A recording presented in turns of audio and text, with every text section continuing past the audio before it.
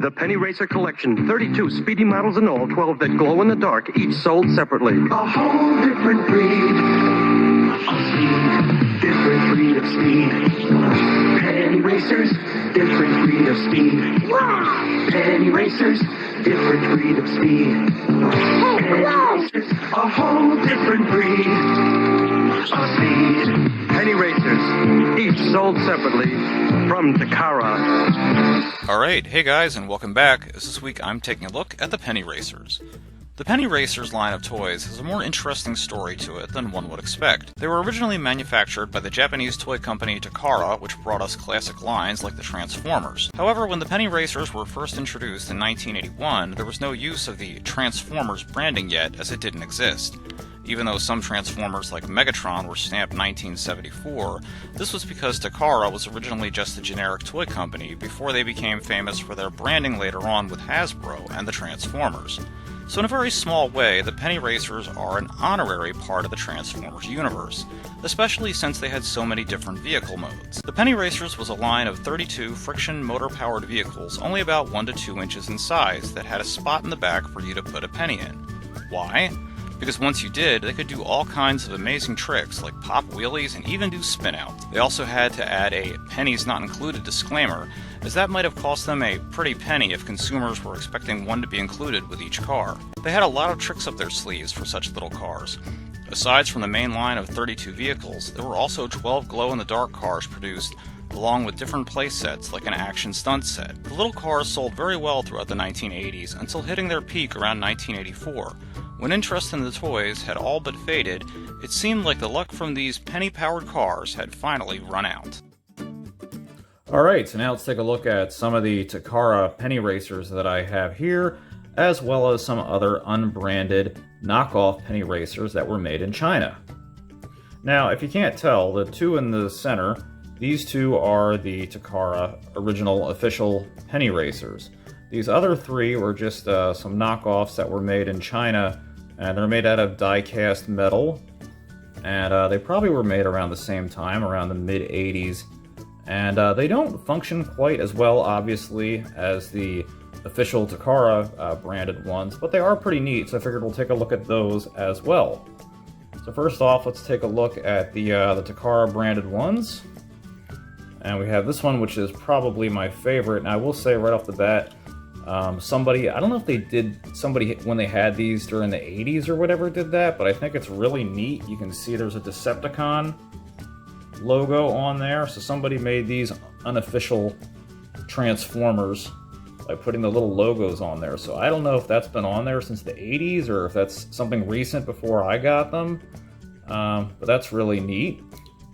I think it may be a little bit more recent just because the sticker wear is pretty prevalent and the Transformers logo is still pretty new, but all the same, it looks really neat. So we've got this nice little red Indy stock car here, and you got the racing spoiler in the back, you got the little racer with his helmet. You can see what's left of the sticker here with the number 7 and the orange and yellow and blue sticker that goes around the car and the front windshield. Really nice, sleek IndyCar design. And then on the back you have a little sticker that says Formula 1. And now this little slot here, that would be where you would put the penny to make it do a little wheelie and other little tricks. So that's what that's for, which is really neat. Now let's see if we can see here on the bottom. I don't know how well this will show up, but there is the Takara logo. So what a lot of people don't know is before Takara made Transformers and things like that, they were just a regular toy company in Japan, and these were some of the things that they produced that had absolutely nothing to do with the Transformers, but they kind of have become a unofficial part of the Transformers universe. Now let's take a look at the other Takara car here, and we have a little purple, kind of looks like a little CRV, a little racer here, a little mini Corvette or something, and you got the little flames sticker on the side, and you got the really cool blue plastic window with the elevated yellow engine in the front, really nice design. There probably was a sticker on the back, but that's missing now. You can see the fins on the rear spoiler there, as well as the same flame sticker is not on the other side anymore, but overall still looks really good. And you can see they have these extended rear tires, so that way they can do little tricks when they hit walls and bounce and spin around. So they're really, really fun. You have a much different little back bumper there to hold the penny, unlike the IndyCar racer. So very cool, really nice color, and I think that logo, whoever did that, whether it's vintage or not, that's really cool. That looks great on this car, especially the purple on purple. So that looks fantastic. And now let's take a look at some of the knockoffs here. Now this is just a nice little generic sports car. It says 4-wheel drive on the back. This is made out of die-cast metal. You have a little black star on the front with the headlights and the yellow windshield glass, the black plastic bumper. Very similar in style to where you have the enlarged wheels in the back, smaller wheels in the front. And there is the much smaller place where you would put the penny. Barely enough room, but it does fit.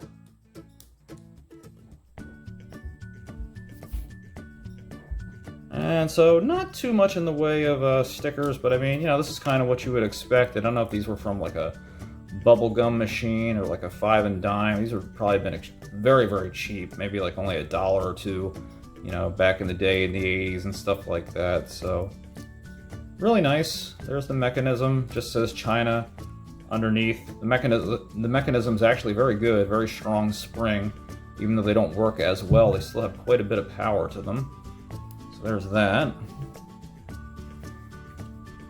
And the other two that we have, they're pretty similar. This one's the most different out of all of them. We have a little white Jeep, and not a bad little paint job. You got the chrome bumper, the number 33 on the front, the top details on the spoiler, and a much larger spot to hold a penny, which I don't even think it does hold it, but not very well. So you can actually put like a nickel in there, but I think that weighs too much. So the wheel wells, they're too narrow for this design of wheel. So it will work, but it doesn't really stand up or do anything because the wheels kind of rub along the wheel well. And also these are small wheels instead of having the larger wheels in the back. So I don't know what happened with this. I don't know if somebody repaired it, or maybe this was just a bad design by this company. But still a nice looking little racer. Nice looking little, I guess, little Jeep. Kind of looks more like a little box van, but pretty nice. I mean, considering what it is, seeing as it would have just been a cheap knockoff imitation toy. And then here we have, this is really nice. I like this one a lot. You have this blue 4-wheel drive little all-terrain vehicle. Kind of looks like an A-Team van or something, or a monster truck. And again, you have the chrome on the front, the 4-wheel drive sticker, the blue paint job, which is really nice. Probably the best paint job out of all of them, honestly. And again, then you have the nice extended, larger wheels in the back. 2 little windows in the back, a little spot to hold the penny, and the windshield, and some little fins on the top. So really simple, but still a really nice design and really neat. Alright, so now let's go ahead and we'll show how all of these work. So we'll do the Takara ones first. I don't have a lot of space here, so hopefully you'll be able to get the idea from what I'm able to show. Now usually what they'll do is when you put the penny in, you hold it back like that, and then they'll zoom off and stay in that position. And then when they hit a wall, they'll like spin around and come back the other way. So let's see how well this will work. And it's a little friction motor, so you just pull it back and let it go.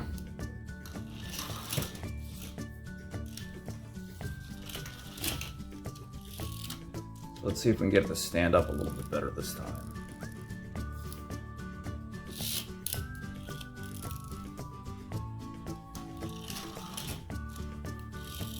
Having a hard time wanting to stand up.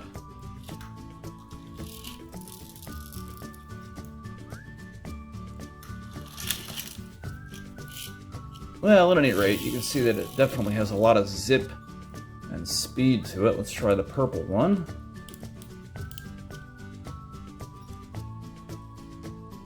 And we'll do the same thing.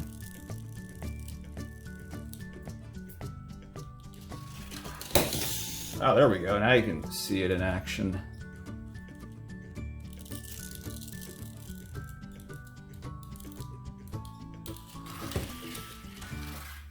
Oh, there we go. Check that out. Yeah, that's what they're supposed to do when you hold them up like that. They spin around and do all types of crazy stuff like that. Now, the only one out of these other three that really works that I've found is this little yellow one. And even this only works sometimes. The other ones don't really do the little wheelie thing at all, but we'll give it a try. Let's see how well this is going to work.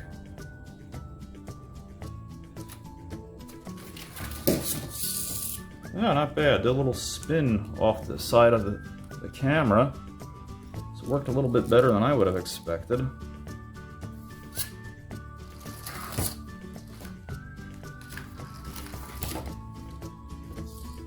And then we'll try the two little vans. And like I said, these guys don't really work very well at all.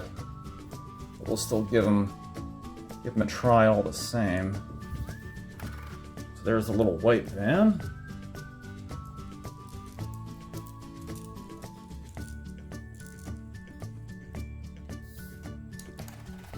Oops, dropped his penny.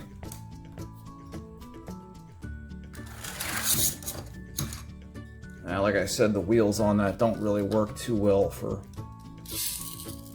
that particular one.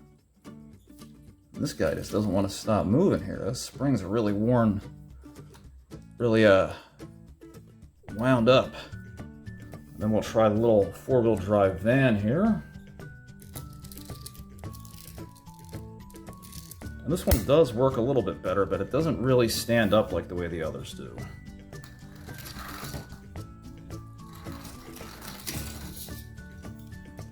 Give that one more try and see if we can get it to do a wheelie.